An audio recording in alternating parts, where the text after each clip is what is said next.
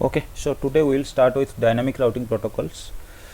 सो हमने जब स्टैटिक राउट के बारे में हमने पढ़ा था तो मैंने आपको बताया था कि राउटिंग में हम दो तरह का राउटिंग कॉन्फ़िगर कर सकते हैं।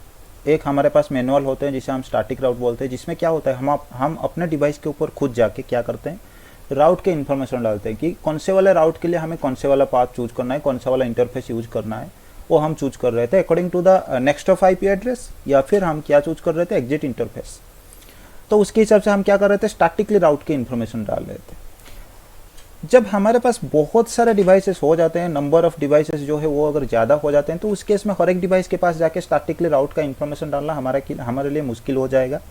और ऐसा है कि जैसे कि आपको पता है हर एक डिवाइस को हर एक रूट के बारे में पता होना चाहिए, तो हर एक रूट का भी इन्फॉर्मेशन डालने के लिए अगर कहीं पे किसी डिवाइस के पास आपका थोड़ा सा भी गलती हो गया, तो उस केस में भी आपका पूरा नेटवर्क के लिए जो कम्युनिकेशन है वो आपका दिक्कत हो सकता है। छोटे मोटे जैसे 5-10 राउटर के लिए हाँ मैं मान सकता हूँ कि आप कर सकते हो, लेकिन आपके पास अगर हजारों राउटर बन गए तो उस केस में वो मुश्किल है।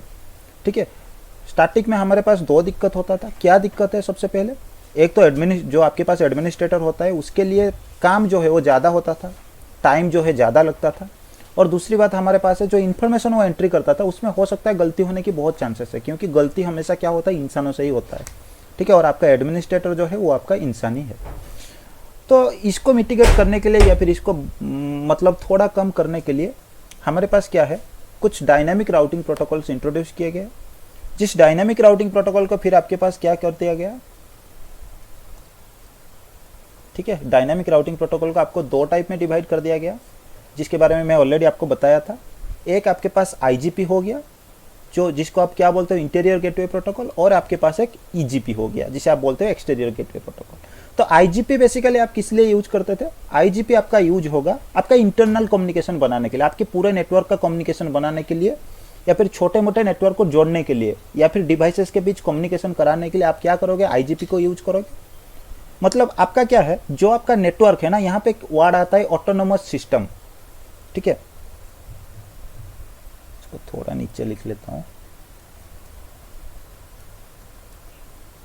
स्पेलिंग थोड़ा देख लेना। तो आपके पास एक ऑटोनोमस सिस्टम आता है। ऑटोनोमस सिस्टम बेसिकली आप किसको बोलते हो, एक एरिया जिसमें आपका एक नेटवर्क चल रहा है। ठीक है, या फिर आप ऐसा मान सकते हो एक ऑर्गेनाइजेशन का पूरा नेटवर्क। ठीक है, एक जगह पे जो पूरा नेटवर्क बना है, हो सकता है एक बड़ा वाला बिल्डिंग का हो सकता है, एक कैंपस का नेटवर्क हो सकता है, या फिर आप ऐसा मान सकते हो कि आपके कुछ भी नेटवर्क, एक लोकल एरिया नेटवर्क आप बना रहे हो बहुत सारे डिवाइस को कनेक्ट करके, तो पूरे एरिया के अंदर जो आपका नेटवर्क बन रहा है ना, उस एरिया को आप क्या बोलते हो, एक ऑटोनोमस सिस्टम। ठीक है, जिसके अंदर क्या है, आपकी पूरा नेटवर्क जो है बना हुआ है। फॉर एग्जांपल अगर मैं बात करता हूँ, यहाँ पे मैं बात करता हूँ, ये मेरा ऑटोनोमस सिस्टम एरिया हो गया। ये कॉलेज का कैंपस आप मान सकते हो, तो इसमें क्या है, मेरा बहुत सारे बिल्डिंग्स है। ठीक है, तो ये पूरा जो नेटवर्क मेरा कैंपस का हो गया, इसको मैं क्या बोलूंगा, एक ऑटोनोमस सिस्टम, या फिर एएस, इसे शॉर्ट फॉर्म में एएस बोलते हैं। ठीक है, ये इस ऑटोनोमस सिस्टम के अंदर जो भी हमें कम्युनिकेशन कराना है, मतलब इस बिल्डिंग से इस बिल्डिंग के बीच, फिर इस बिल्डिंग के अंदर जो भी डिवाइसेस है उनके बीच का कम्युनिकेशन, तो ये जो कम्युनिकेशन हम करेंगे, ये कम्युनिकेशन करने के लिए हमारे पास कौन से डायनामिक राउटिंग प्रोटोकॉल है, हमारे पास ऑप्शन है इंटीरियर गेटवे राउटिंग प्रोटोकॉल्स। ठीक है, या फिर आईजीपी। फिर क्या हो गया, आपके पास ये एक हो गया आपका क्या, कॉलेज का कैंपस, और एक नेटवर्क आप इंटरनेट मान लो, कुछ भी मान लो, इंटरनेट से कुछ दूसरा नेटवर्क आपका जुड़ा था, ये दूसरा कोई नेटवर्क आपके पास है, तो ये भी एक ऑटोनोमस सिस्टम आपके पास हो गया, ये भी एक नेटवर्क है। तो एक ऑटोनोमस सिस्टम से दूसरे ऑटोनोमस सिस्टम तक कम्युनिकेशन कराने के लिए डायनामिकली हमारे पास कौन से वाले राउटिंग प्रोटोकॉल है, हमारे पास ईजीपी या फिर एक्सटीरियर गेटवे प्रोटोकॉल, जो कि एक ही प्रोटोकॉल आपके पास है, बीजीपी करके। और यहाँ पे हम बीजीपी के लिए अभी बात नहीं करेंगे, हम अभी क्या करेंगे, इंटीरियर गेटवे राउटिंग प्रोटोकॉल जो आपके पास है, डायनामिक कुछ प्रोटोकॉल से उनके बारे में बात करेंगे। तो इनको भी मैंने आपको बताया था डायनामिक राउटिंग प्रोटोकॉल के बारे में जब थोड़ा इंट्रोडक्शन दे रहा था। इसमें आपके पास 3 तरह का राउटिंग प्रोटोकॉल होते हैं। एक आपके पास होता है डिस्टेंस वेक्टर राउटिंग प्रोटोकॉल, एक आपके पास होता है advance distance vector routing protocol, और एक आपके पास क्या होता है, लिंक स्टेट राउटिंग प्रोटोकॉल। ये 3 आपके पास क्या है, कैटेगरीज है राउटिंग प्रोटोकॉल के लिए।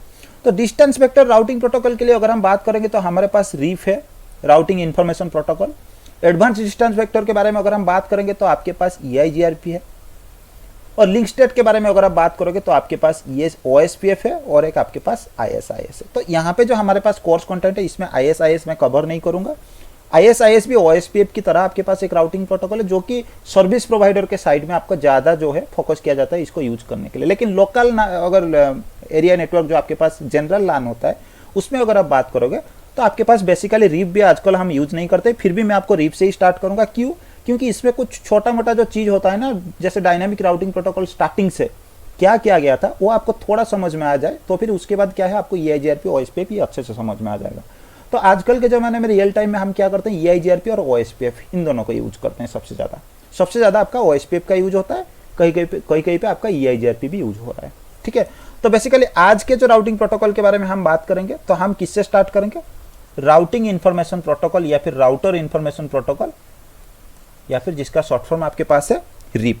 तो इसके बारे में सबसे पहले क्या करते हैं, कुछ इंट्रोडक्शन हम लिख लेते हैं। तो ये बेसिकली आपका क्या है, ये एक लेयर 7 का प्रोटोकॉल है। ठीक है, लेयर 7 का प्रोटोकॉल मतलब आपका ये क्या करता है, एप्लीकेशन लेयर से ये अपना जो पैकेट का एनकैप्सुलेशन है ना वो स्टार्ट करता है। रीप का जो भी पैकेट होता है, जो भी इसका हेडर वगैरह होता है, हर एक राउटिंग प्रोटोकॉल के लिए भी उनका एक पैकेट होता है, मतलब अलग सा एक हेडर होता है। तो उस हेडर के अंदर वो क्या करते हैं, अपना इंफॉर्मेशन को अटैच करते हैं। जैसे फॉर एग्जाम्पल अगर रीप के बारे में आप बात करोगे तो रीप क्या करेगा, लेयर 7 पे अपना हेडर बनाएगा, इसके अंदर रीप से रिलेटेड जो भी आपका इंफॉर्मेशन है वो उसको अटैच करेगा। फिर इसके बाद आपका क्या है, एनकैप्सुलेशन डिकैप्सुलेशन प्रोसेस में मैंने आपको बताया था। उसके बाद आपका डेटा डायरेक्ट आपका दूसरा जो काम होता है वो लेयर 4 में होता है।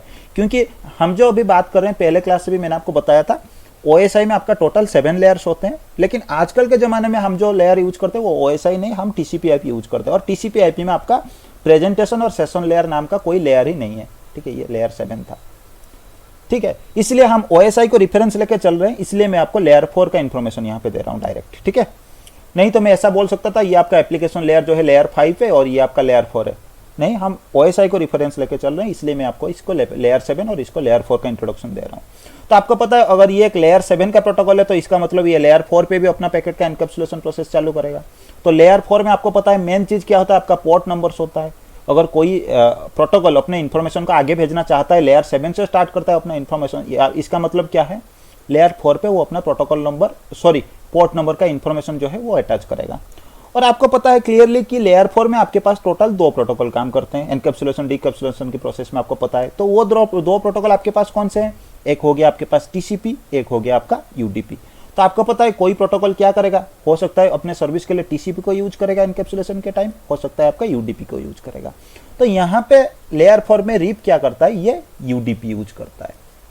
तो इसमें और एक पॉइंट हम मेंशन कर देते हैं, it's a UDP based protocol. ठीक है, और UDP यूज कर रहा है मतलब आपको पता है TCP यूज करे या फिर UDP यूज करे तो इसका कोई पोर्ट नंबर होना चाहिए लेयर 4 में। तो लेयर 4 में इसका पोर्ट नंबर क्या है आपका 520।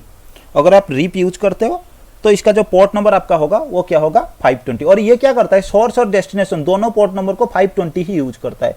कुछ प्रोटोकॉल के बारे में मैंने आपको बताया था कि HTTP का अगर कोई सर्विस कोई जनरेट कर रहा है, कोई रिक्वेस्ट वगैरह भेज रहा है तो उस केस में सोर्स पोर्ट आपका रैंडम होता है, डेस्टिनेशन आपका 80 होता है।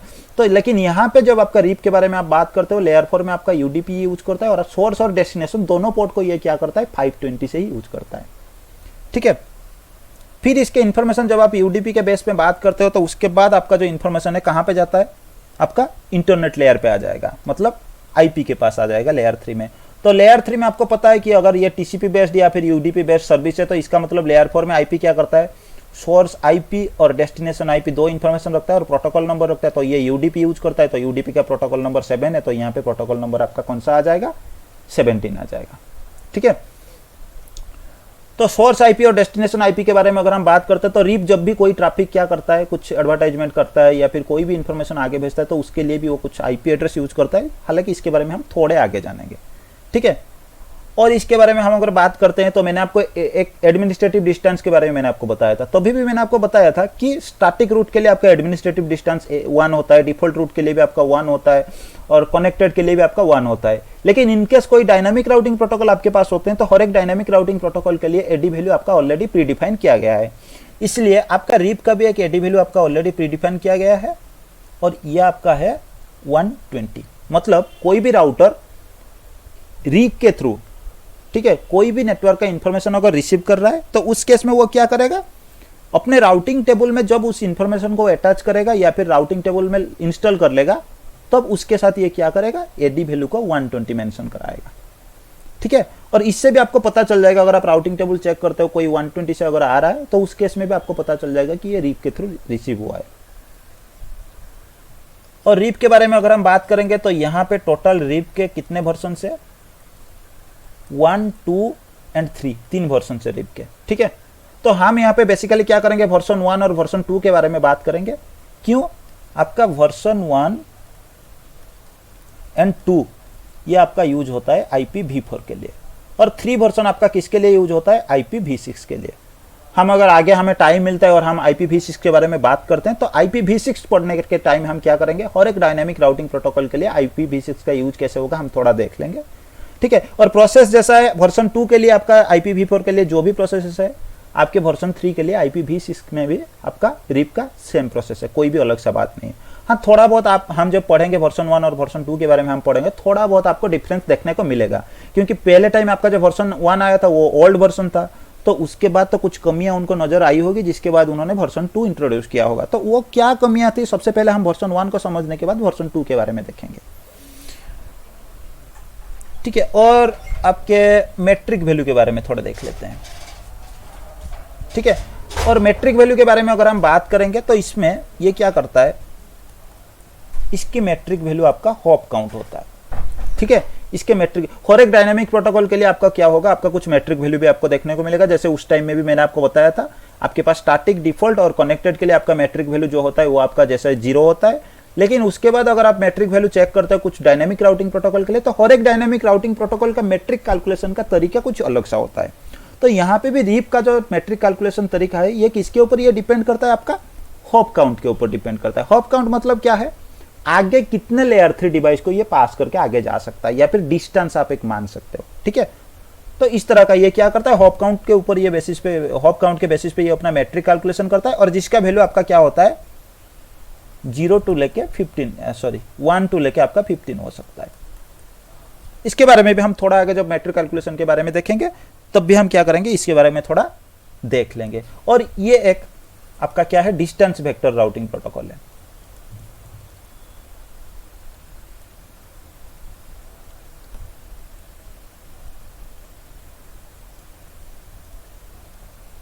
ठीक है, तो सबसे पहले हम थोड़ा समझने की कोशिश करते हैं कि actually distance vector routing protocol क्या होते हैं।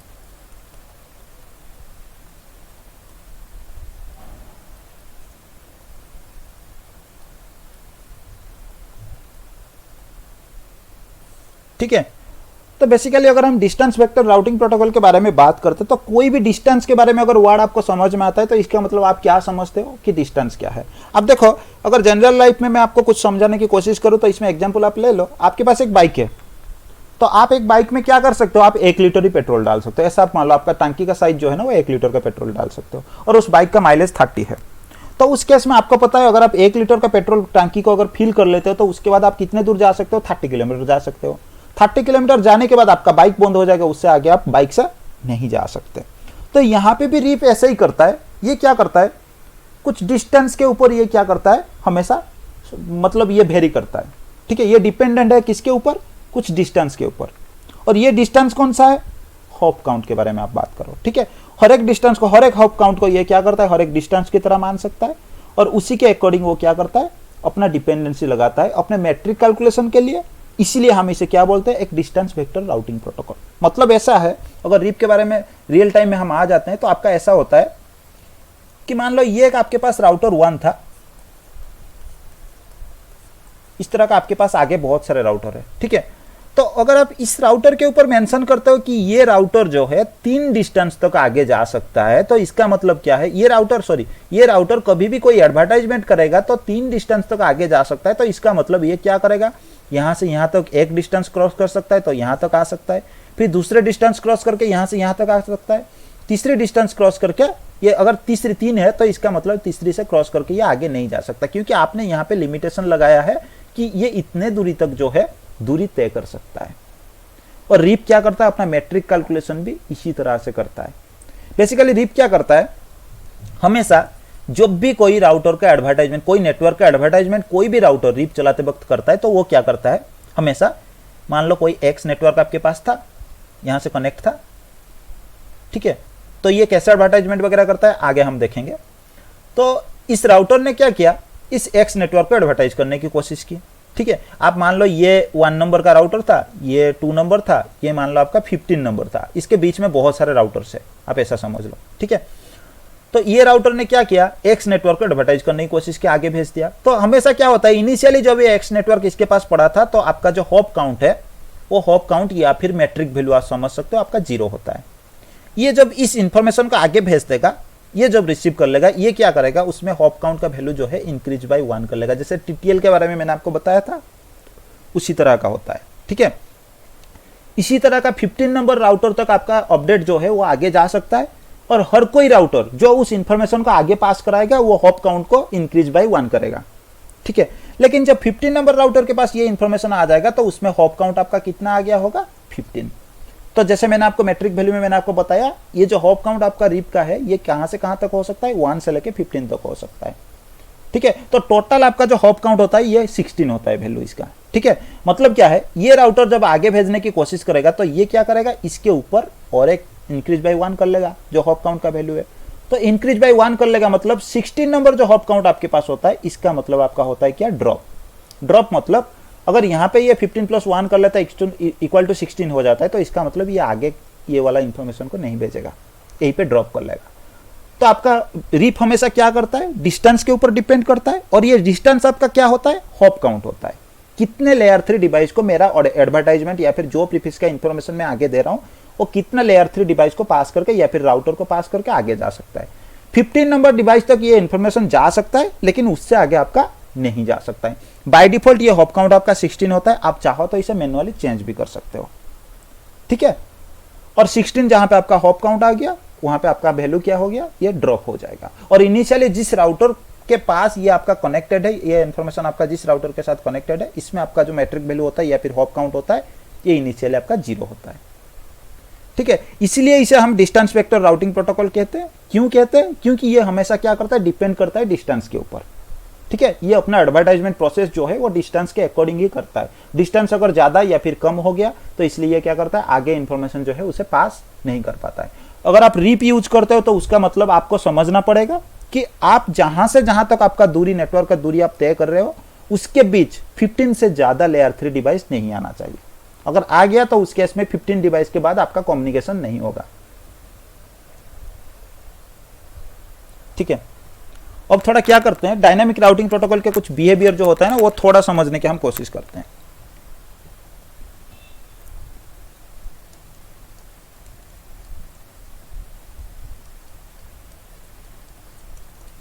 ठीक है, अब हम देखेंगे कि जो राउटिंग इंफॉर्मेशन प्रोटोकॉल हमारे पास जो डायनामिक प्रोटोकॉल है ये, इसे हम कैसे एनाबल करेंगे।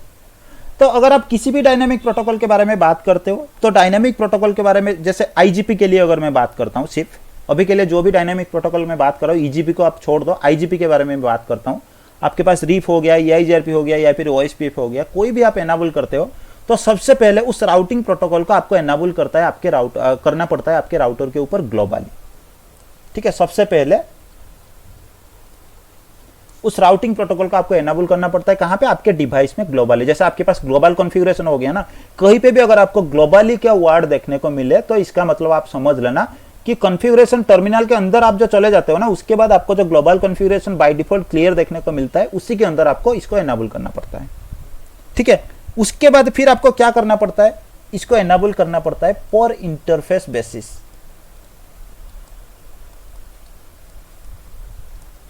ठीक है, आपको क्या करना पड़ता है, पर इंटरफेस बेसिस। जैसे ये एक मेरे पास राउटर हो गया, ये क्या करते हैं, यहां पे अगर मैं कोई भी डायनामिक प्रोटोकॉल इस राउटर के ऊपर चलाने की कोशिश करता हूं, हो सकता है रीप हो गया या फिर आपके पास वो हो गया जैसे ओएसपीएफ वगैरह कोई भी हो गया, तो मैंने यहां पे इस राउटिंग प्रोटोकॉल का हमें क्या करना पड़ेगा, ग्लोबली एनाबल करना पड़ेगा, ताकि मेरे राउटर के पास उस राउटिंग प्रोटोकॉल की जो भी कैपेबिलिटी होता है वो ग्लोबली मेरे राउटर के पास आ जाए। ठीक है, उसके लिए हमें उसे क्या करना पड़ता है, कुछ कमांड आपके पास होते हैं, उस कमांड रन करके हमें ग्लोबली एनाबल करना पड़ता है। फिर उसके बाद उस डायनामिक प्रोटोकॉल में, जैसे स्टैटिक में क्या था, स्टैटिक में आपके पास ऐसा था कि आपने ये राउटर अगर आपके पास है, इसके ऊपर आप बैठे हो। ठीक है, आप ऐसा समझ लो ये और एक राउटर है।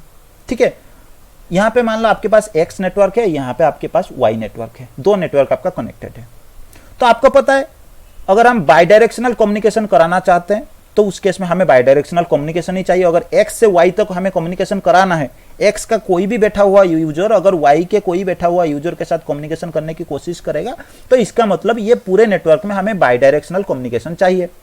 तो हम जब स्टैटिक राउट कॉन्फ़िगर करने के लिए जाते हैं तो हम क्या करते हैं, यहाँ पे हम चले जाते हैं, हम क्या करते हैं y नेटवर्क के लिए, ये मान लो आपका 10.1 आईपी था, ये 10.2 आईपी था ये इंटरफेस का। तो y नेटवर्क के लिए मेरा नेक्स्ट हॉप ये वाले राउटर पे आप क्या कॉन्फ़िगर करते हो कि 10.2 है मेरा नेक्स्ट हॉप, ठीक है। स्टैटिक रूट आप कॉन्फ़िगर कर लेते हो इसके तरफ। फिर उसके बाद x वाले राउटर पे जो एडमिन होगा, आप हो या कोई भी हो, ये क्या करता है x नेटवर्क के लिए मेरा नेक्स्ट हॉप कौन सा है 10.1, इस तरह का ये भी कॉन्फ़िगर कर लेता है इसके तरफ। तो इससे आपका क्या है बाई डायरेक्शनल कम्युनिकेशन जो आपका बन जाता था। लेकिन जब हम डायनामिक राउटिंग के बारे में बात करेंगे तो आप यहां पे जाके वाई नेटवर्क के लिए कोई भी कॉन्फ़िगरेशन नहीं करोगे, कोई भी कॉन्फ़िगरेशन या कोई भी कमांड आप वाई नेटवर्क के लिए नहीं चलाओगे। आप किसके लिए चलाओगे, आप खुद के नेटवर्क के लिए चलाओगे। मतलब अभी डायनामिक के बारे में अगर हम बात करेंगे, ये राउटर क्या करेगा, एक्स नेटवर्क के इंफॉर्मेशन को एडवर्टाइज कराएगा, ठीक है, किसके तरफ, इसके तरफ। ये राउटर क्या करेगा, वाई नेटवर्क जो खुद से कनेक्टेड नेटवर्क है इसको एडवर्टाइज कराएगा, किसके तरफ, इसके तरफ, ठीक है। डायनामिकली आपके पास कुछ प्रोटोकॉल होंगे जिस प्रोटोकॉल के जरिए ये क्या करेंगे, खुद की इंफॉर्मेशन को एडवर्टाइज करने की कोशिश करेंगे।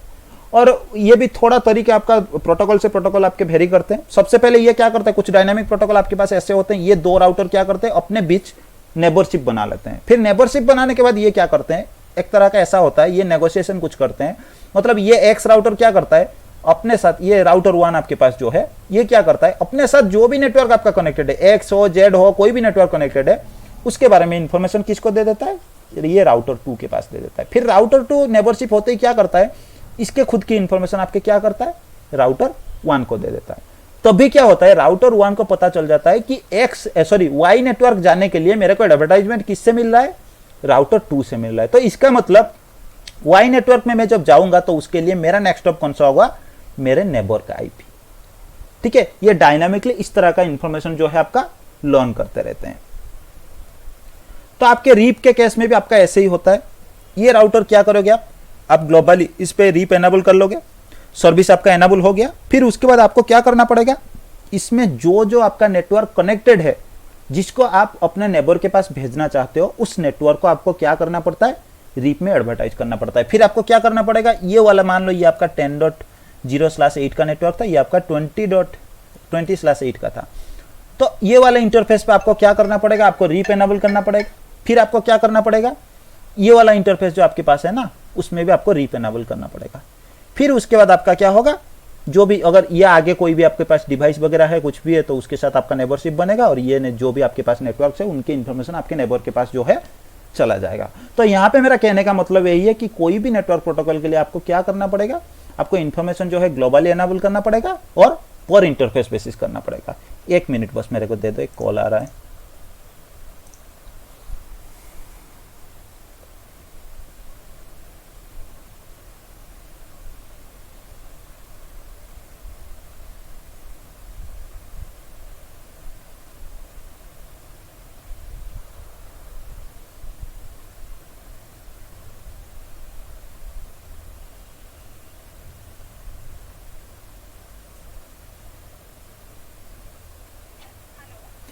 मैम टिके खाली मैं 7:30 पर कॉल कले हम, ठीक है मैम, थैंक यू।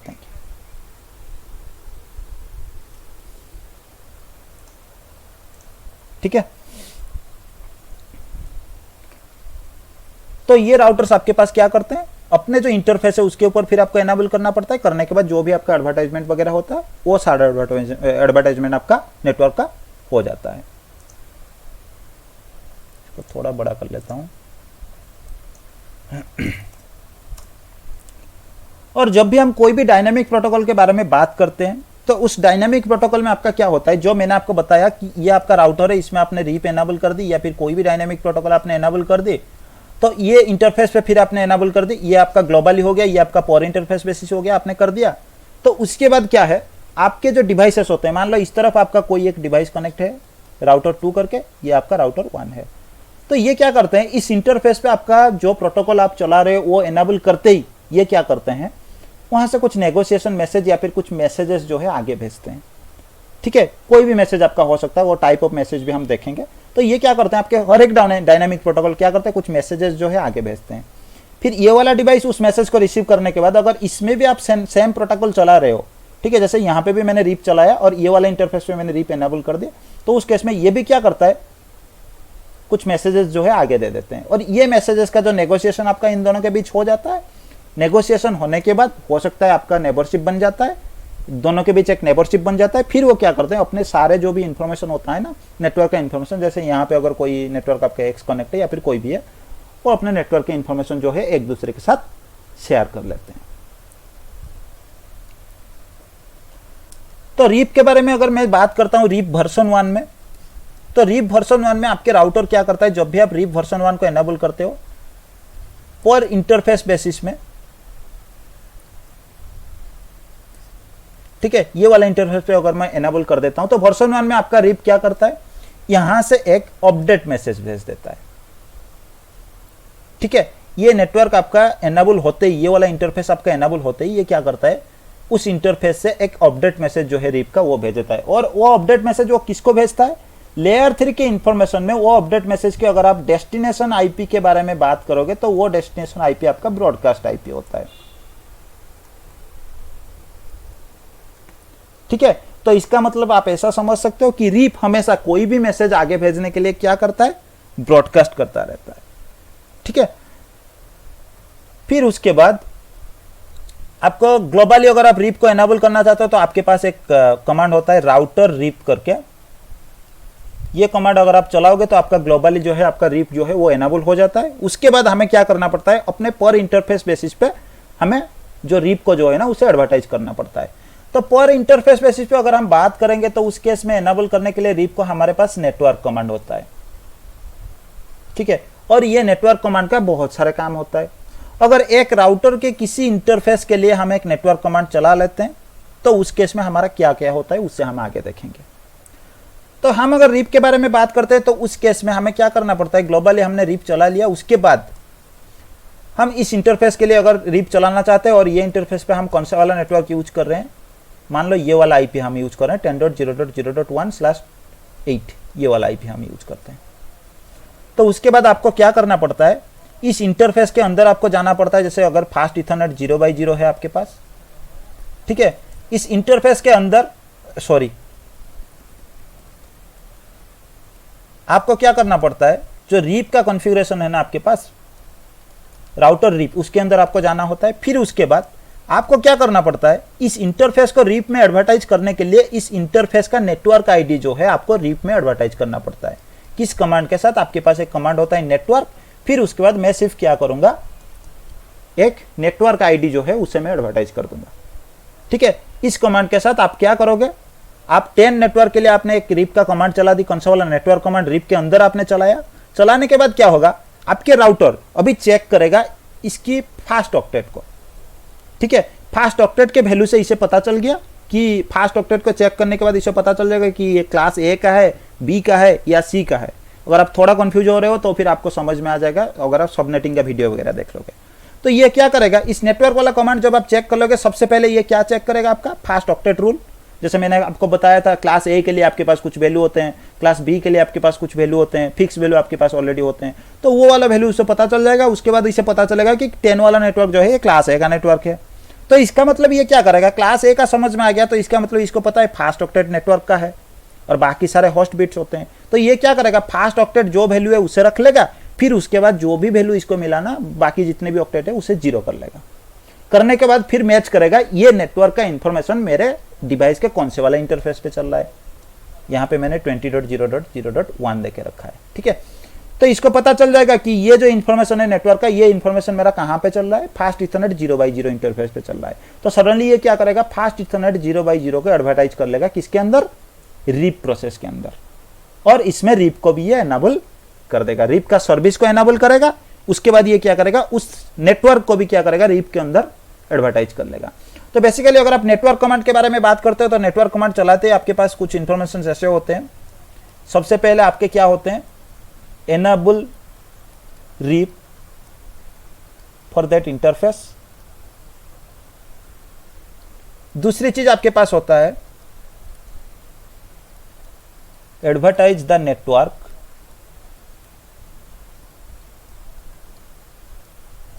ठीक है, रीप में एडवर्टाइज कर लेगा।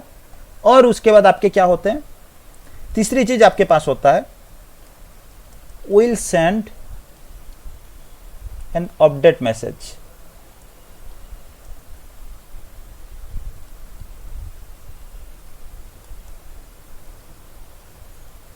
ठीक है, तीन चीज आपका यहां पे होगा। सबसे पहले क्या करेगा, इस इंटरफेस पे ये रीप को एनेबल कर लेगा। दूसरी चीज आपका होगा, ये इंटरफेस का जो नेटवर्क आपका 10/8 का नेटवर्क जो यूज हो रहा है इसको रीप में एडवर्टाइज कर लेगा।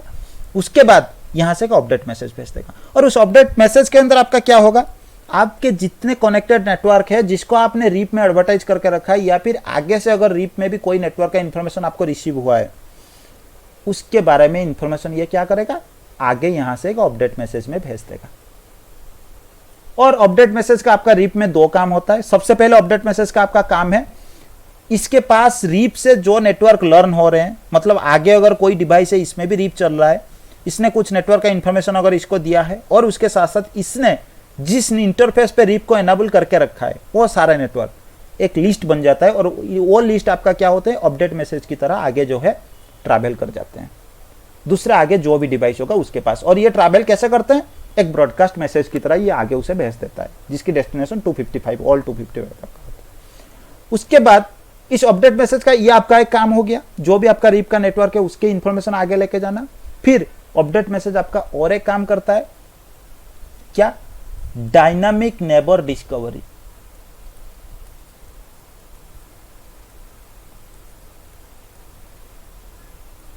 ठीक है, डायनामिक नेबर डिस्कवरी मतलब आपका क्या है,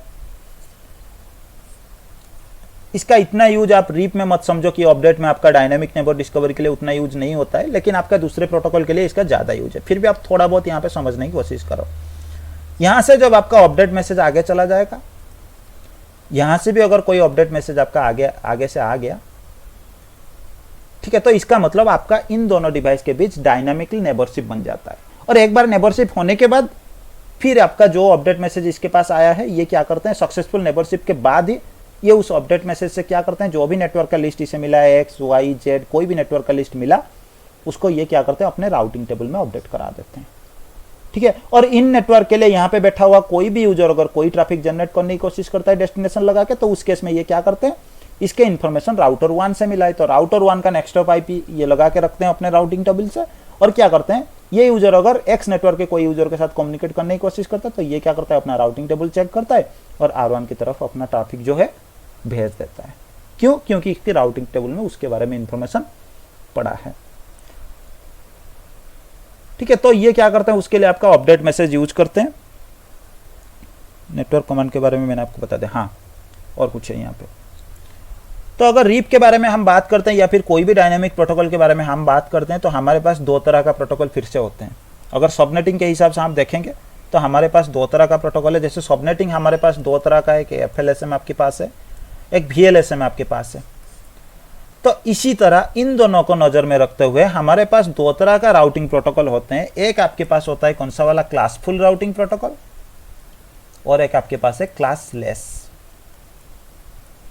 ठीक है, और क्लासफुल और क्लासलेस के बारे में अगर हम बात करते हैं तो क्लासफुल राउटिंग प्रोटोकॉल हमेशा क्या करता है, फास्ट ऑक्टेट रूल को फॉलो करता है। मतलब फास्ट ऑक्टेट में जो पहले से कुछ बीट होता है ना, जिसमें आपका जैसे मैंने बताया था क्लास A के लिए आपके पास जो वैल्यू होता है, क्लास B के लिए आपके पास जो वैल्यू होता है उसके हिसाब से। क्लास A में जैसे आपको क्या है, मैंने फास्ट ऑक्टेट रूल में आपको बताया था कि पहले ऑक्टेट का जो 8 बीट आपके पास होता है, सबसे पहले वाला बीट आपको 0 देखने को मिलेगा, ये क्लास A के लिए है। क्लास B के लिए आपको 1 0 देखने को मिलेगा, पहले 2 बीट। क्लास C के लिए आपको पहले 2 बीट 1 1 0, तो इस तरह का आपको देखने को मिलते हैं। तो क्लासफुल राउटिंग प्रोटोकॉल क्या करते हैं, हमेशा फास्ट ऑक्टेट के रूल को चेक करते हैं, पहले बीट से ही चेक करते हैं। अगर पहले बीट उसे 0 मिल गया तो उसमें आप सबनेट मास्क कुछ भी यूज करो, ये उसे क्या समझेंगे, ये क्लास A का नेटवर्क है। जैसे फॉर एग्जांपल यहाँ पे आपने एक नेटवर्क यूज किया है, 10.0.0/24 आपने यूज किया है, क्लासफुल राउटिंग प्रोटोकॉल आपका चल रहा है। तो इसका मतलब ये क्या करेगा, सबसे पहले फास्ट ऑक्टेट रूल को चेक करेगा, और एक बार फास्ट ऑक्टेट रूल आपका चेक हो गया तो इसे 10 है, मतलब आपका फास्ट जो है ना वो 0 वाला आपको देखने को मिलेगा, पहला बिट। तो इसे पता चल जाएगा कि ये एक क्लास A का नेटवर्क है। तो ये जब भी इसे एडवर्टाइज करेगा ना रीप में, ये ऐसे एडवर्टाइज करेगा /8। आपने 24 के साथ आपने कॉन्फ़िगर किया है, आपने उसे FLSM किया है, आपने VLSM किया है, कुछ भी किया है, लेकिन ये उसे नहीं समझेगा क्योंकि ये क्लासफुल राउटिंग प्रोटोकॉल है। ये क्या करेगा, उसे बाय डिफॉल्ट जो आपके पास नेटवर्क बिट या होस्ट बिट वगैरह होते हैं ना, उसी वैल्यू के हिसाब से ये क्या करेगा, आगे एडवर्टाइज करेगा। आप चाहो कोई भी वैल्यू आप यूज कर लो, इससे कोई फर्क नहीं पड़ता है, ठीक है। बाय डिफॉल्ट जो आपके पास सबनेट मास्क होता है, ये क्या करता है, एडवर्टाइज करते टाइम उसी को ही यूज करता है, क्योंकि ये क्लासफुल नेटवर्क है। ये हमेशा यही समझता है कि अगर फास्ट ऑक्टेट आपका यही है, मतलब आप वही वाला नेटवर्क, डिफॉल्ट नेटवर्क आप यूज करो, आपने कोई सबनेटिंग वगैरह कुछ भी नहीं किया है। अगर यही केस हम क्लासलेस के बारे में बात करते हैं, तो क्लासलेस राउटिंग प्रोटोकॉल क्या करता है, ये फास्ट ऑक्टेट को चेक नहीं करता है। ये हमेशा आपका नेटवर्क आपका जो CIDR वैल्यू होता है ना, या सबनेटिंग मास्क है आपका, या फिर कितने आपके पास नेटवर्क बिट है, उसको चेक करता है। उसी के अकॉर्डिंग ये क्या करता है, आपका जो आपका एडवर्टाइजमेंट वगैरह है ना, जो भी इंफॉर्मेशन भेजना है उसको भेजता है।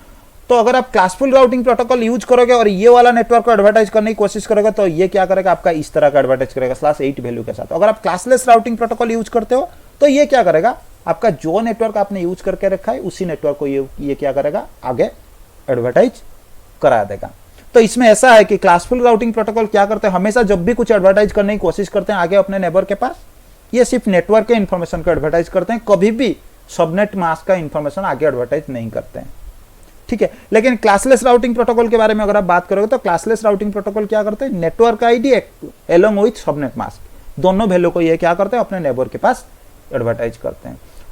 तो यही है दोनों के बीच में आपका डिफरेंस। क्लासफुल राउटिंग प्रोटोकॉल आपका बाय डिफॉल्ट जो सबनेट मास्क होता है, हर क्लास के बेसिस पे उसी के अकॉर्डिंग वो समझता है हर एक नेटवर्क को। क्लासलेस राउटिंग प्रोटोकॉल आपका FLSM VLSM दोनों को सपोर्ट करता है, ठीक है। क्लासफुल में आपका FLSM VLSM कुछ भी आपका सपोर्टेड नहीं है। जो आपका बाय डिफॉल्ट नेटवर्क होता है उसी बाय डिफॉल्ट नेटवर्क को समझता है, लेकिन क्लासलेस में आपका FLSM VLSM आपका दोनों सपोर्टेड है।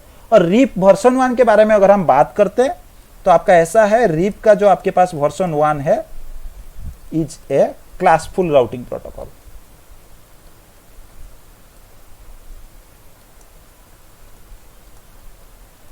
ठीक है। रीप वर्जन 1 जो हम बात करें, ये आपके पास एक क्लासफुल राउटिंग प्रोटोकॉल है। मतलब यहाँ पे कोई भी इंटरफेस आप एडवर्टाइज करते हो, कुछ भी नेटवर्क वैल्यू आप नेटवर्क आईडी कोई भी यूज करते हो, उससे कोई फर्क नहीं पड़ता। ये क्या करेगा, इसे जो भी आपका नेटवर्क है उसको एडवर्टाइज ना करके, ये हमेशा डिफॉल्ट वैल्यू उसके फास्ट ऑक्टेट को चेक करके डिफॉल्ट वैल्यू जो आपके पास होगा उसी के इंफॉर्मेशन जो है ये आगे भेज देगा। और रीप के अंदर आपको कोई हेलो मैसेज वगैरह नहीं होता है। आप जब EIGRP वगैरह के बारे में आप पढ़ोगे, तो उसके बाद आपका क्या होगा, आपको कुछ हेलो मैसेज वगैरह के बारे में आपको पता चलेगा, जिसको यूज करके आपके बाय डिफॉल्ट आपके डिवाइसेस क्या करते हैं, अपने नेटवर्क का इंफॉर्मेशन जो है वो भी आपके जो नेबरशिप प्रोसेस होता है ना, उसको क्या करते हैं, फुलफिल करते हैं। तो इसीलिए आपका रीप का जो वर्जन 1 था ना, उसमें थोड़ा आपका इसलिए दिक्कत था। क्या दिक्कत आपके पास था कि सबसे पहले दिक्कत आपका यही है कि ये क्या करता था, यहाँ से आपका जो है अपडेट का मैसेज जो है वो शेयर करता था डायरेक्टली, और ये अपडेट मैसेज शेयर करते ही ये क्या करता है, इसे 255 आपका जो ब्रॉडकास्ट IP है उस IP के साथ ये एडवर्टाइज कर देता है। ठीक है, मैं समझ लेता हूँ कि आपके डिवाइस डायरेक्टली कनेक्टेड है, बीच में कोई भी डिवाइस वगैरह नहीं है, तो उस केस में ये मैसेज आपका सही है। ये डिवाइस इसके साथ नेबरशिप बनाना चाहता है, तो इसने एनाबल कर दिया रिप, यहाँ से अपडेट आ गया, इसने भी यहाँ पे एनाबल कर दी तो यहाँ से अपडेट आ गया, आपका नेबरशिप हो गया। ठीक है, ये सही है। लेकिन ऐसा भी हो सकता है कि आपका एक डिवाइस ऐसा है कि बीच में आपका एक स्विच कनेक्टेड है, ठीक है, और स्विच के साथ आपका 2 राउटर कनेक्टेड है, ऐसा भी हो सकता है, या बहुत सारा राउटर कनेक्ट है। तो आप चाहते हो इस डिवाइस के साथ इसका नेबरशिप बनाने के लिए, लेकिन आप इस पे नहीं चाहते हो। ठीक है, तो उस केस में ठीक है, आप ये समझ लोगे कि इसमें हम रीप एनाबल करेंगे, इस पे भी रीप एनाबल करेंगे, लेकिन इस पे हम रीप जो है ना उसे एनाबल नहीं करेंगे। ठीक है, लेकिन फिर भी रीप का जो अपडेट मैसेज ये वाला राउटर यहाँ पे एनाबल होते ही जो आगे भेजेगा ये स्विच के पास आएगा, और स्विच को आपको पता है अगर ब्रॉडकास्ट मैसेज है तो स्विच क्या करता है, हर एक पोर्ट से आगे भेज देता है। तो यहाँ पे भी कोई डिवाइस आपका हो सकता है, कनेक्ट हो सकता है, तो स्विच क्या करेगा, उस मैसेज को यहाँ से भी दे देगा, यहाँ से भी दे देगा, यहाँ से भी दे देगा। तो उस केस में हमेशा जब भी आपका रीप का कोई भी मैसेजेस आगे आएगा, तो ये राउटर को वो मैसेज नहीं चाहिए था, ये डिवाइस को वो मैसेज नहीं चाहिए था, तो उस केस में भी इनके पास आ रहा है।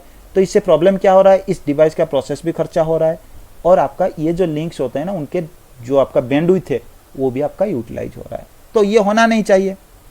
ठीक है, और रीप आपका सबसे पहले क्या था, आपको मैंने बताया कि आपका क्लासफुल राउटिंग प्रोटोकॉल है। यहाँ पे अगर मान लो आपने 10 के साथ कोई सबनेट यूज किया और 24 आप यूज कर रहे हो सबनेट मास्क के हिसाब से या CIDR वैल्यू के हिसाब से, तो रीप क्या करेगा, आगे इसके पास इंफॉर्मेशन आएगा 10/8 का, इसके पास इंफॉर्मेशन आएगा 10/8 का, इसके पास भी इंफॉर्मेशन आएगा 10/8 का। तो इससे भी दिक्कत आपका हो सकता है। कैसे दिक्कत होगा, अगर एक सिनेरियो के बारे में हम एग्जांपल लेके बात करते हैं तो आपको क्लियर समझ में आ जाएगा। अब देखो ऐसा था कि आपके जो नेटवर्क के अंदर ना, अगर आप 10 का नेटवर्क यूज करते हो तो आप सबनेटेड करके उसे यूज करते हो, ठीक है। तो हो सकता है आपके नेटवर्क में ये एक आपके पास राउटर 1 था, ये राउटर 2 था और ये आपका राउटर 3 था। और राउटर 1 के साथ आपका एक छोटा सा LAN जैसे नेटवर्क आपने कनेक्ट किया था, जिसमें आपका नेटवर्क कौन सा यूज हो रहा है, 10.0.0.0 स्लैश आपने 24 यूज करके रखा है, ठीक है। और यहाँ पे और एक LAN है जिसमें आपने 10 से ही सबनेट करके रखा है, 10.1.0.0/24 आपने यूज करके रखा है। और आप देख लो ये नेटवर्क और ये नेटवर्क टोटली आपका अभी डिफरेंट है, ठीक है। आपका 24 आप यूज कर रहे हो CIDR वैल्यू, तो इसका मतलब ये वैल्यू आप चेक करो और इसका ये वैल्यू चेक करो, तो इसमें चेंजेस आपका हो गया। ये वाला सिर्फ आपका होस्ट के लिए आप यूज कर रहे हो ऑक्टेट, तो ये नेटवर्क और ये नेटवर्क आपका टोटली डिफरेंट हो गया। तो आपने क्या किया, राउटर 1 के साथ आपने रीप चलाया ये इंटरफेस पे और ये इंटरफेस पे भी, तो आपके राउटर पे आपने क्या किया, रीप का वर्जन 1 चला लिया। तो उस केस में इसने क्या किया, इस नेटवर्क को जब भी एडवर्टाइज किया ये वाला इंफॉर्मेशन को इसने 10/8 के साथ भेज दिया, ठीक है। लेकिन 10/8 का मतलब आप समझो, अगर 10/8 में आप देखोगे ना तो फास्ट ऑक्टेट सिर्फ आपका देखा जाएगा। तो 10/8 नेटवर्क के अंदर आपका ये वाला नेटवर्क भी आएगा और आपका ये वाला नेटवर्क भी आएगा, ठीक है, क्योंकि आपका नेटवर्क बिट जो है वो 8 बिट का है और बाकी आपका 24 बिट तो होस्ट का हो गया ना।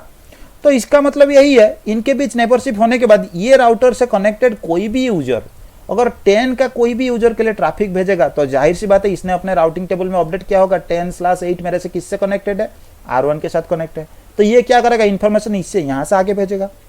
तो ये राउटर जब ये ए वाला कोई डिवाइस आपका बैठा था, इसने क्या किया, कम्युनिकेशन करने की कोशिश की, 10.0.0.1 नाम का कोई यहाँ पे एक डिवाइस था, ठीक है। ये राउटर ने यहाँ से ट्रैफिक भेज दिया, आपका रिप्लाई भी आ गया, तो आपका कम्युनिकेशन हो गया।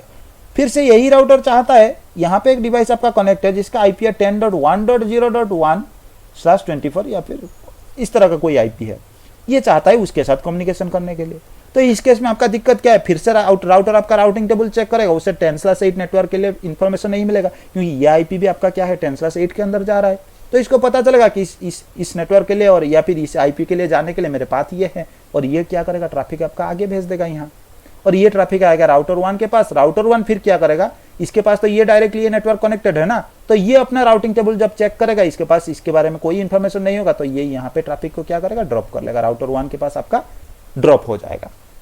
तो आपका कम्युनिकेशन नहीं हुआ, जबकि ये यूजर ऑलरेडी था आपका यहाँ पे, ऑलरेडी ये अवेलेबल है और ये सही यूजर के पास ट्रैफिक भेजना चाहता है, लेकिन आप रीप यूज करते हो। ये क्लासफुल राउटिंग प्रोटोकॉल है और ये क्लासफुल राउटिंग प्रोटोकॉल के हिसाब से इसने नेटवर्क का इंफॉर्मेशन गलत भेजा, मतलब डिफॉल्ट के हिसाब से भेज दिया, और आपने सबनेटेड करके रखा था और वो सबनेटेड वहां पे आपका सपोर्ट नहीं हुआ। इसी वजह से आपका दिक्कत क्या हुआ, आपका कम्युनिकेशन जो है वो आपका फेल हो गया, ठीक है। तो यही दो दिक्कत आपके पास था रीप के वर्जन 1 में। सबसे पहले ये तो एडवर्टाइज करता है आपका ब्रॉडकास्ट के साथ, ठीक है, उसे मान लो कि कुछ हद तक हम चला लेंगे, लेकिन दिक्कत आपका ये था, ठीक है, आपका ये क्लासफुल राउटिंग प्रोटोकॉल था। तो इसलिए आपका दूसरे ऑप्शन कौन सा आ गया, रीप का वर्जन 2 आपके पास आ गया। तो रीप का वर्जन 2 में ये क्या करेगा, आपका सबसे पहले ये ब्रॉडकास्ट नहीं करेगा,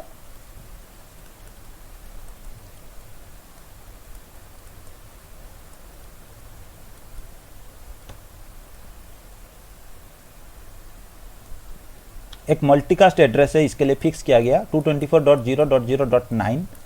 तो रीप वर्जन 2 अगर आप चला रहे हो तो उस केस में आपका क्या है, कभी भी आपको कुछ भी नेटवर्क एडवर्टाइज करना है या फिर कोई भी मैसेज आपका आगे भेजना है, वो मैसेज आपका क्या करेगा, इस वाले मल्टीकास्ट एड्रेस पे भेजा जाएगा, ठीक है।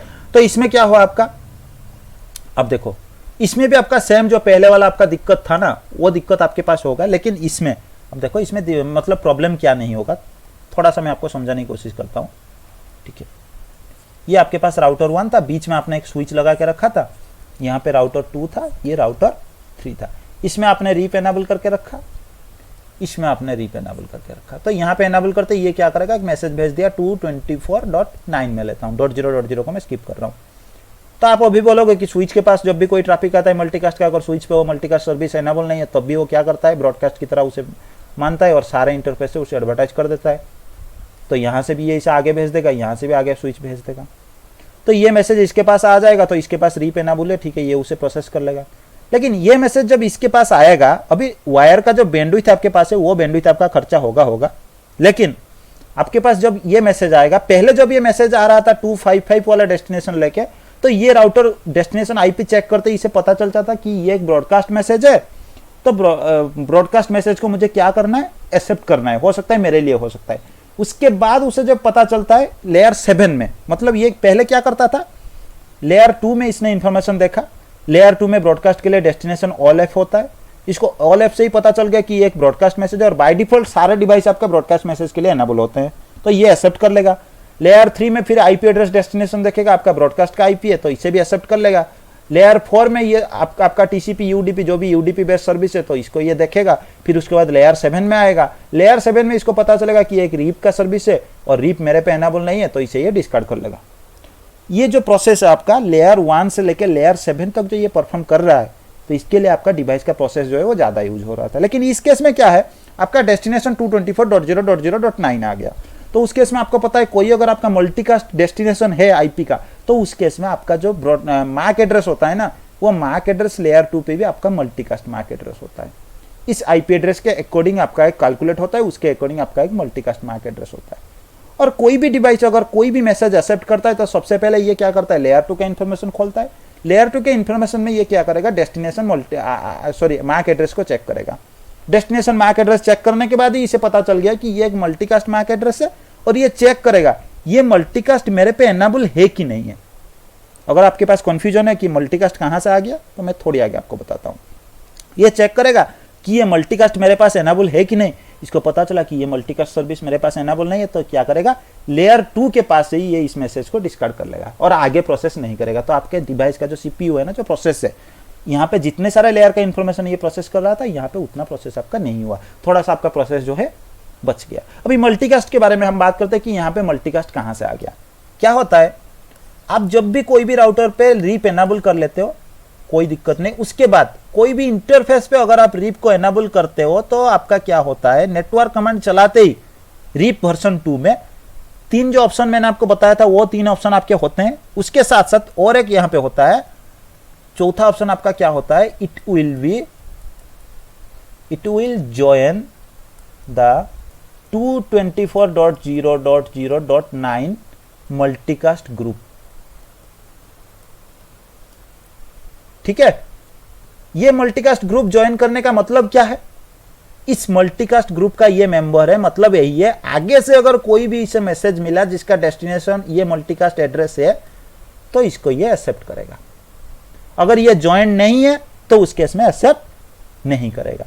और आपके मैसेजेस मल्टीकास्ट, जब भी आप कोई आईपी यूज करते हैं, उस केस में आपके मैसेजेस में मल्टीकास्ट मैक एड्रेस भी उसके अकॉर्डिंग आपके बनते हैं। तो इस डिवाइस को वहां से पता चल गया कि ये मैसेज मेरे लिए नहीं है, तो लेयर 2 से ही उसने क्या किया, उसको स्टॉप कर दिया। ठीक है, अब उसके बाद क्या था, ठीक है, और वर्जन 2 में और एक बात आपका ये क्लासलेस राउटिंग प्रोटोकॉल है। तो क्लासलेस राउटिंग प्रोटोकॉल ये है, ठीक है, तो क्लासलेस का मतलब क्या है, सेम सिनेरियो में आपको ले लेता हूं। ये आपका राउटर 1 हो गया, ये राउटर 2 हो गया, राउटर 3 हो गया। यहाँ पे एक नेटवर्क आपका कनेक्ट था 10.1.0.0/24, यहाँ पे आपका कनेक्टेड था 10.0.0.0/24। यहाँ पे कोई एक यूजर आपका बैठा था, ए नाम का यूजर, छोड़। तो आपने यहाँ पे रीप को एनेबल कर दी, यहाँ पे भी एनेबल कर दी, तो इनके बीच में क्या है, आपका अपडेट का मैसेज, ये एक भेज दिया अपडेट, इसने भी अपडेट भेज दिया। इसने जब अपडेट भेजा, उसमें डेस्टिनेशन इसने रखा 224.9। इसने जब देखा कि डेस्टिनेशन आईपी एड्रेस उसमें मैसेज के साथ 224.9 है, तो इसने देखा कि मेरे पे भी रीप एनेबल है, तो इसका मतलब ये इंटरफेस पे भी ये एनेबल है, तो ये एक्सेप्ट कर लेगा इस मैसेज को। एक्सेप्ट करने के बाद ये देखेगा कि अपडेट आ रहा है मेरे पास, किससे आ रहा है, उसमें सोर्स आईपी एड्रेस आपका ये होता है। जब भी कोई अपडेट आगे भेजा जाता है, उसमें सोर्स आईपी एड्रेस, जिस इंटरफेस से आपका मैसेज एग्जिट कर रहा है, उस इंटरफेस का आईपी आपका जो है इंफॉर्मेशन उसमें होता है। ठीक है, आईपी हेडर में आपका अटैच होकर जाता है। तो इसका मतलब इसको ये वाला जो आईपी एड्रेस इसको मिला ना, तो इसको पता चला कि ये वाला आईपी जो है ये मेरे को भेज रहा है, तो ये क्या करेगा, इस इंटरफेस के लिए इस वाले आईपी को नेबर मान लेगा। और यहां से जब भी कोई इसे अपडेट आया होगा, कोई भी नेटवर्क का इंफॉर्मेशन आएगा, जैसे यहां से 10 का अपडेट आ रहा है, तो ये ऐसे क्या करेगा, 10.0.0.0/24, ये जो सोर्स आईपी आपका लग के आया होगा आगे से, उसी सोर्स आईपी को इसके लिए नेक्स्ट हॉप लगा देगा। ठीक है, इसी नेटवर्क के लिए नेक्स्ट हॉप लगा लेगा। फिर इसने क्या होगा, एक अपडेट मैसेज आगे भेजा होगा, और इसके पास जब ये अपडेट मैसेज आ गया होगा तो इसने भी खुद क्या होगा, यहाँ से राउटर टू कोई भी अपडेट दे रहा है तो इसके लिए इसने भी जब भेजा होगा सोर्स आईपी एड्रेस ये लगा के भेजा होगा, ये राउटर अभी राउटर 1 क्या करेगा, सोर्स आईपी को यूज करेगा, यहां से कोई भी नेटवर्क का इंफॉर्मेशन आया है उसको उसके लिए नेक्स्ट हॉप की तरह यूज करेगा और उसे अपडेट कर लेगा। अभी दोनों क्या करते हैं, दोनों जब ये अपडेट मैसेज को एक्सचेंज कर लेते हैं, हर एक का अपडेट मैसेज हर किसी को मिल जाता है, तो उसके बाद दोनों क्या करते हैं, नेबरशिप बना लेते हैं। ये रीप का नेबरशिप होते हैं। ठीक है, तो अभी क्या हुआ, आपने रीप वर्जन 2 चलाया, तो वर्जन 2 में आपका क्या हो गया, इसने जब आगे एडवर्टाइज किया होगा, फिर अपडेट का मैसेज में जब नेटवर्क का इंफॉर्मेशन दिया होगा तो इसने दिया होगा 10.0.0.0/24 का इंफॉर्मेशन दिया होगा। ठीक है, तो अभी ये डिवाइस जब ये राउटर 2 के पास आप आ जाओ, इसने जब राउटिंग टेबल में अपडेट किया होगा आपका 10. ये वाला नेटवर्क का इंफॉर्मेशन इसने अपडेट किया होगा कि मेरे R1 जो है, ठीक है, R1 मेरे को दे रहा है 10.0.0.0/24। क्यों इसने /24 का इंफॉर्मेशन अवेलेबल किया, क्योंकि रीप वर्जन 2 आपका एक क्लासलेस राउटिंग प्रोटोकॉल है, और इसने जब एडवर्टाइज किया था 10 के नेटवर्क के इंफॉर्मेशन आगे, तो इसने सबनेट मास्क का भी इंफॉर्मेशन जो आप यूज कर रहे हो नेटवर्क के लिए कॉन्फ़िगर किया था, उसके इंफॉर्मेशन भी ये आगे भेज रहा है। तो उसके अकॉर्डिंग आपके राउटर 2 ने राउटिंग टेबल अपडेट कर लिया।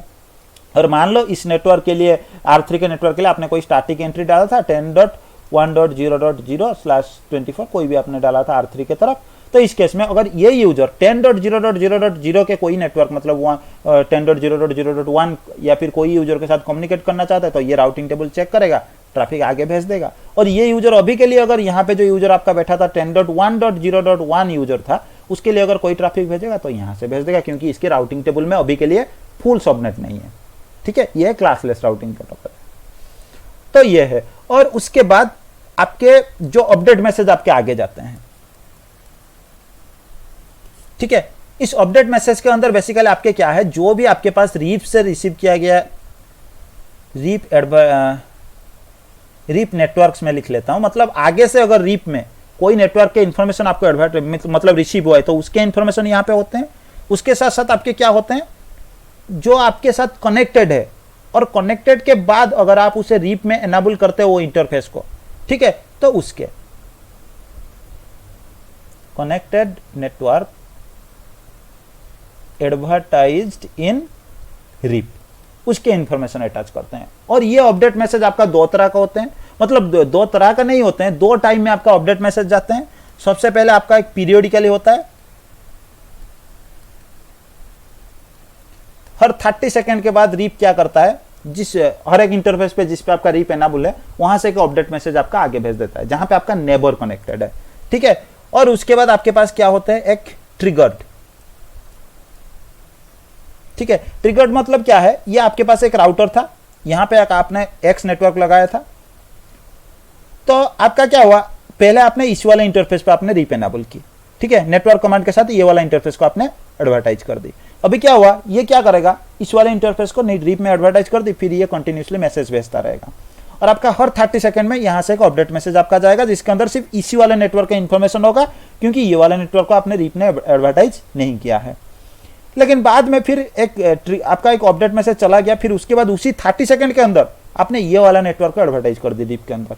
अभी क्या होगा, सडनली आपका एक ट्रिगर अपडेट मैसेज चला जाएगा, मतलब पीरियडिकली हर 30 सेकंड में आपका रीप का अपडेट मैसेज आगे जाता रहेगा।